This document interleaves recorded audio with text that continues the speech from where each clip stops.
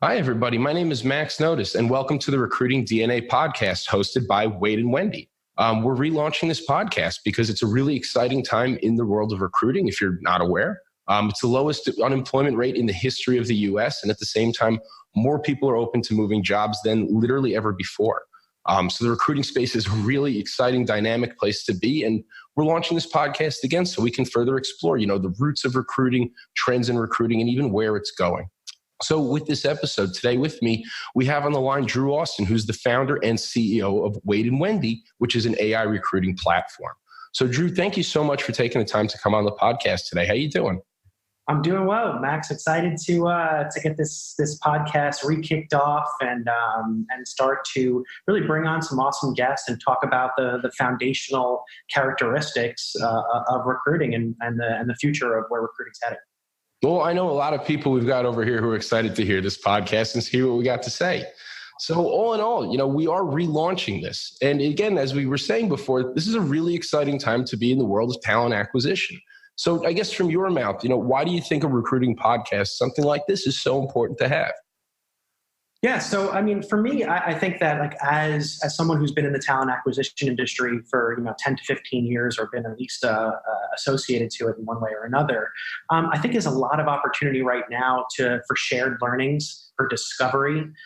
We're in a time where new companies, both vendors and businesses, are really willing to innovate now. It's been a while, but really willing to innovate in their talent acquisition strategies, not just because it's exciting or they're interested, but also because of demand. There's a war for talent beyond what there's ever been before. And I think that really lends itself to people pushing the boundaries more than ever before. So with this podcast, we want to bring in both, internal team members of Wade and Wendy to kind of talk about the perspectives of building a company and a product that is kind of pushing new frontiers in the recruiting landscape, as well as bringing in experts from outside of our company, but also the industry at large. So for them to share their perspectives of what's happening in the landscape, what are some new innovations? What are some new exciting developments in the recruiting landscape, and especially from a technology perspective? And we're hoping that people really are excited to hear those different insights from all different types of people and perspectives. Absolutely. That's actually one of the things I'm really looking forward to on this pod. Like in weeks to come, is we're going to be having people from all sorts of backgrounds, from all sorts of expertise within the recruiting field.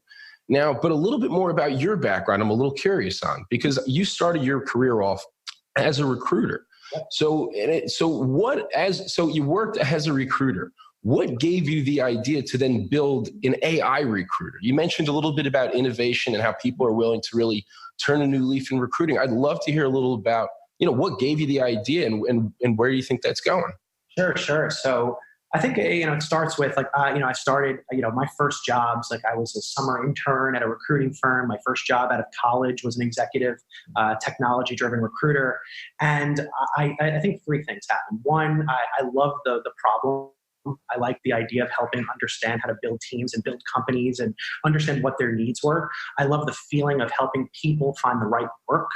The business model made a ton of sense. There's so much capital poured into talent acquisition, recruiting, talent management, all of that side of things. But the last part of it was I actually didn't like the day-to-day job. I thought there was so many flaws to being a recruiter. When I was coming up, I started out working with fantastic recruiters early on.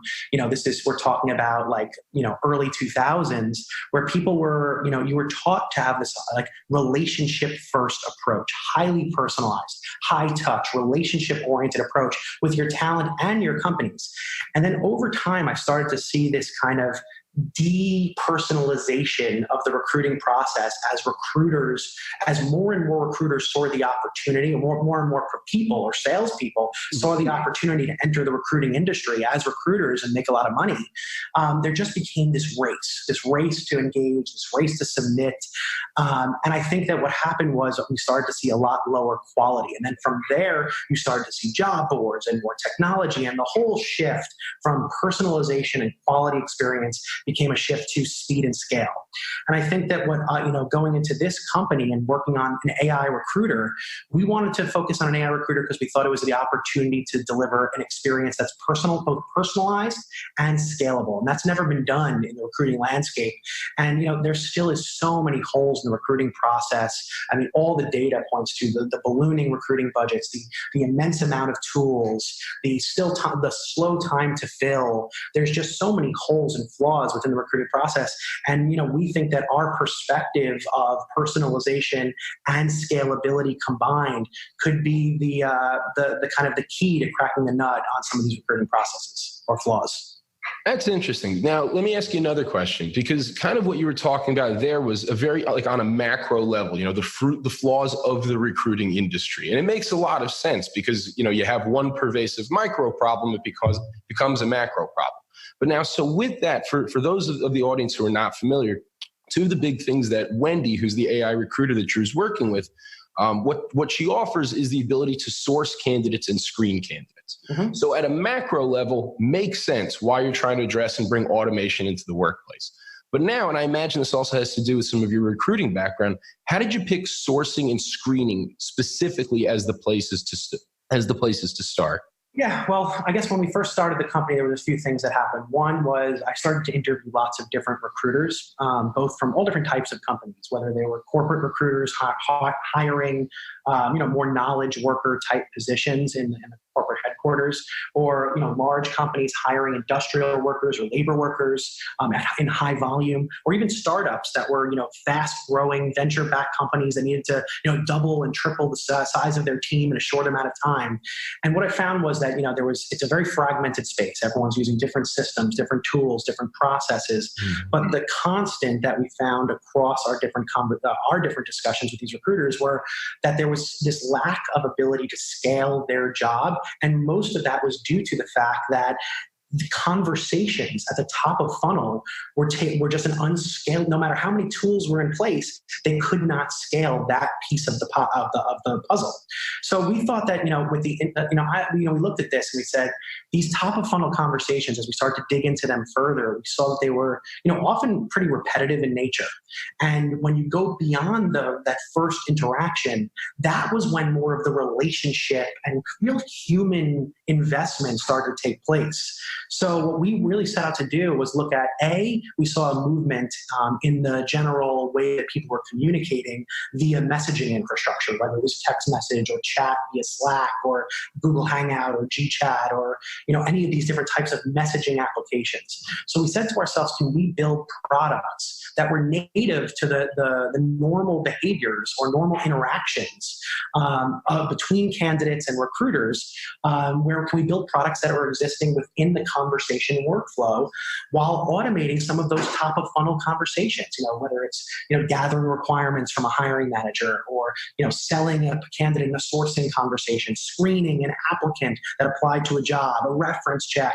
You have all these different types of conversations that are taking place that really just limit the bandwidth of a recruiter. And we felt that if we can introduce intelligent technology that enables us to leverage all the immense data that exists within the recruiting landscape to have more personalized and domain-oriented conversations at the top of funnel, it will ultimately enable humans and people and recruiters to develop more relationships. And that was the key to bringing back and empowering recruiters to do the parts of the job that they love. And that's really why we started where we started on the sourcing side to help bring more talent into the pipeline, and on the screening side to help evaluate the pipeline that was coming in to make sure that the humans get to spend time with the right people for the right role. Interesting. So now I'm going to play devil's advocate a little bit here. So you mentioned that by automating a lot of these processes, it's helping make the recruiting process more personal, which kind of sounds like a catch-22. So, there's a lot of bias against AI and against just bots kind of in general, like in this time of the world. How do you go about addressing that to make sure a candidate doesn't feel that this is a cold interaction, but that this actually this actually does feel more personalized and potentially, I guess, empathetic if that's what you're going for. Of course. I think that there's a few things at play. One, if we look at like the major data point that you hear from candidates often in any recruiting process is that they fall into the black hole, the ATS black hole it's called now. There's actually a name for it. And I think that what's interesting is that people, applicants, candidates, they want the opportunity to sell themselves, to tell their story and why they feel that they're the right candidate for the job. And if recruiters don't have the opportunity to give them the platform to be able to present themselves in the most relevant way for that opportunity, then both the recruiting organization's falling short on learning about the talent that's in their pipeline, and the candidates are really not being able to put their best foot forward in a relevant, specific way to that opportunity. So, I think that really, I think the first thing is the ability for Wendy, our AI recruiter, to be 24/7, to not have to deal with some of the constraints of human beings. The fact that she doesn't get tired on her 10th call, or you don't have to figure out a time to fit into her schedule that she works around yours. Those opportunities to remove human constraints allow for the bot to provide an experience that humans really can't replicate at the top of the funnel. The other side of that is also the fact that there's just so much data now that we are really just scratching the surface with when it comes to recruiting data, to be able to tailor experiences, whether it's the engagement around the work and the job, or the engagement about that person's what they're looking for, their interests, their work history, their experiences, to tailor those interactions in such a way that goes beyond the amount of research or homework a recruiter has the capacity to do.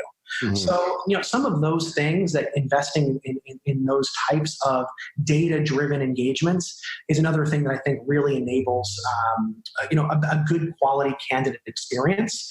And I think the last thing that, is really important is that, the talent at the end of the day, there's two things I think candidates feel, but also recruiters feel. A, they want to feel informed. And the ability to feel like someone that there's resources or tools that have knowledge that you can extract from and learn from. That's a huge carrot at the end of the stick here. The other side is that where most bots in the existence, like we didn't build a chatbot for chatbot's sake. We built a conversational recruiter because of the fact that there was an opportunity to fit into the existing workflow of candidates and recruiters, which is present information, gather information, synthesize that information, and then make a recommendation based on those insights.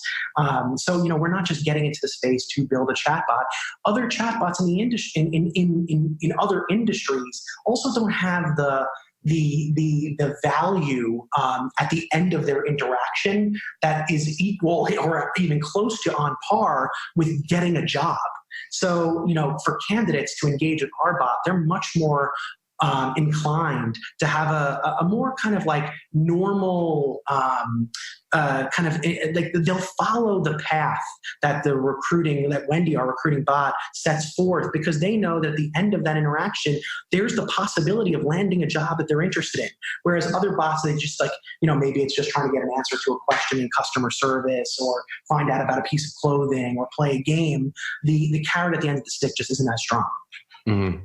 That makes a ton of sense. Now, just one thing I kind of wanted to touch in that you mentioned in there briefly. So I guess in a perfect world, because a lot of this is replacing some part of a workflow, other parts of this is really augmenting it. Mm-hmm. So how would you describe, like in a perfect world, in your eyes, what the relationship between like a human and machine would be in recruiting? Oh, I think that we should be seeing, when you look at building a team in the future, your team should be consisting of both humans and machines.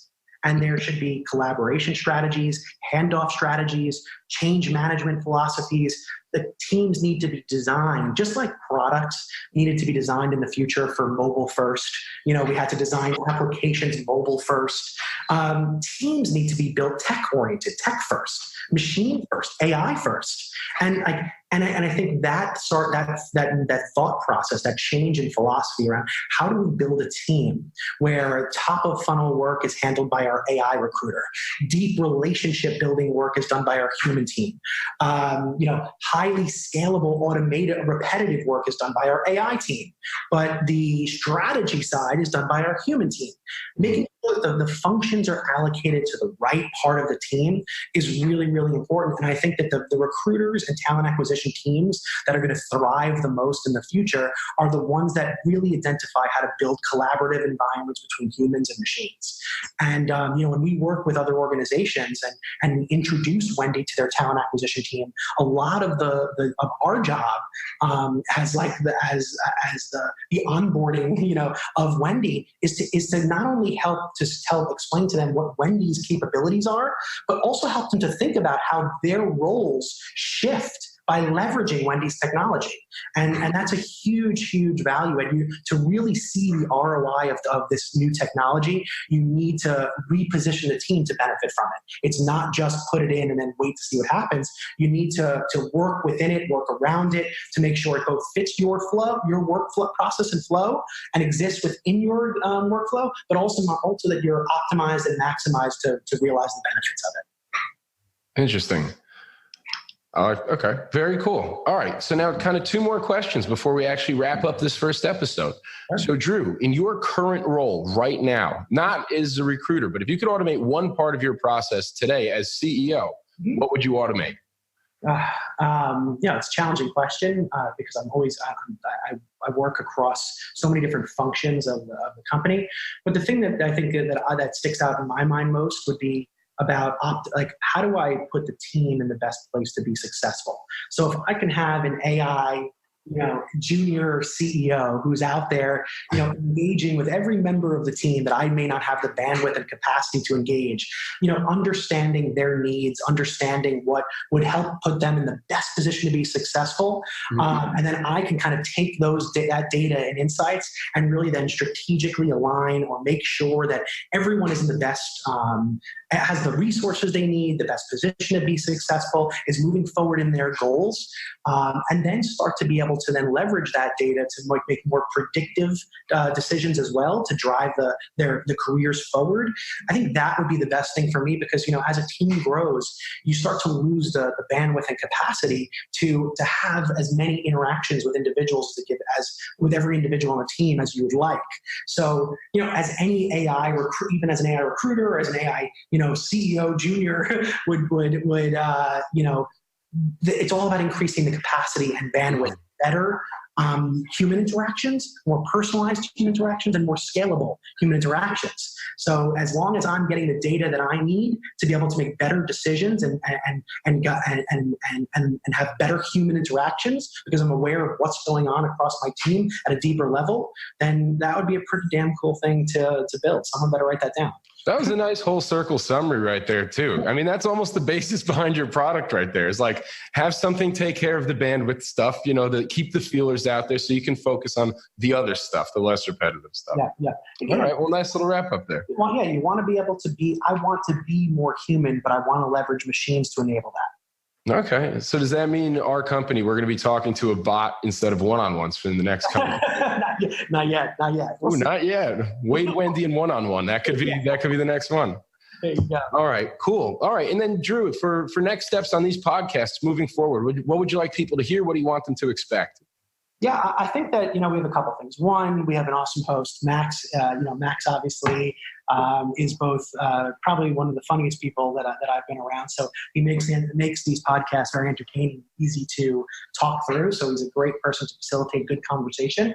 And I think that the other things that I think are really interesting are I think it's important for people to be able to understand and see inside of what it's like building products and building technology, building companies that are innovating in a space that really is a little bit resistant to innovation for a long time. So understanding how we're seeing challenges or we're seeing problems or, seeing both the technical side of things or really breaking things down. That's why we call it recruitment DNA, down to the fundamental characteristics of the recruiting function, both at, and the attributes of both, and data that help us to make more informed decisions and build product. I think it's going to be really interesting. And the other side of that is both we're hearing, outside of our company, but industry experts, people that have used our technology or used other technologies or are just people that really understand the industry really well to be able to talk to what they want from innovation in the space, what they see in the space, where are their desires, where are they resistant, what are their fears. And I think that'll help everyone. And I'm hoping that when people listen to this, I'm assuming it's going to be people that, you have builders that are going to be wanting to understand insights into building better products. You have, recruiting organizations that are going to want to understand both what's out there, but how do I adopt this technology? How do I utilize this technology? And when I say this technology, innovation in general in the recruiting landscape, how do we build talent acquisition organizations that are tech, that are built with a mindset of tech first? And then just ultimately just be, entertained by what's going on in the space and what's happening. And I think that'll be a really cool thing to listen to generally in this podcast. It is an entertaining space. We're learning that pretty quickly over here. Yep. All right. Awesome. Everybody, thank you so much for tuning in. So feel free. We're going to be posting these on Wednesdays. So Wade and Wendy Wednesdays. Say that as many times quickly as you can. We're also going to be going live from SourceCon. So again, throughout this podcast, you can expect to listen to people from other organizations, people from all walks of life within the recruiting space, candidates who've had unique experience, and then even vignettes. We'll have some episodes with people here who are currently building an AI recruiter. So you can hear what goes into that and what that's like. So everybody, thank you so much for tuning in. My name is Max Notice. This is the Wade and Wendy Recruiting DNA podcast. Drew, thanks again so much for coming, and we'll see you guys all soon. Thanks all right, take care. Bye-bye.